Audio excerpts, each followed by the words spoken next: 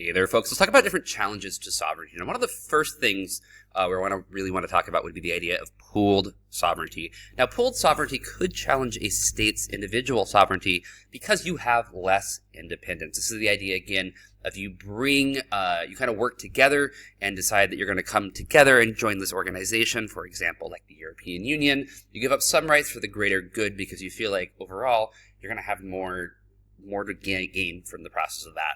Result of that, though, is you do lose some of your independence because you are kind of now a part of this collective organization, which could potentially infringe upon your individual state's sovereignty. Another idea of an possible infringement on sovereignty or a challenge to sovereignty would be different security alliances. So an example here is NATO, the North Atlantic Treaty Organization, an attack against one, an attack against all, Article 5 right through there. It might not be in an individual nation or state's best interest to go into a conflict. However, they are, as a part of NATO, would agree to this. That could infringe upon some of your sovereignty. Different things, for example, could be like the security defense budget requirement for 2% of your nation's GDP to be going into national defense. That could be a thing we don't want to do that. Granted, that's not necessarily being followed by all countries, but that is a part of the alliance agreement, so that could be a challenge to sovereignty as well. You could have MNCs, multinational corporations, challenging the sovereignty within a particular region. This could be done either through legal restrictions, so certain things that MNCs can and cannot do.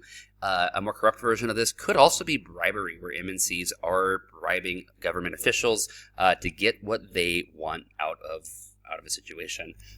And lastly would be the idea of the internet. In this technological age that we are in, it's very easy for governments to use technology for their own benefit. It's also easy for organizations to use technology to underscore the government. An example of the internet being a challenge of sovereignty would be the idea of the Pegasus Project, which is a group of reporters that came together and realized that governments were spying on their own citizens. You've got Israeli companies that have developed software, other companies as well, but the Israeli one is probably the most famous, developing software to allow states to spy on their citizens. Notably, it was sold to the Saudis, who used it to stop, quote, terrorism within their state. Again, what is the definition of a terrorist versus a freedom fighter largely comes down to your own personal preference and personal beliefs.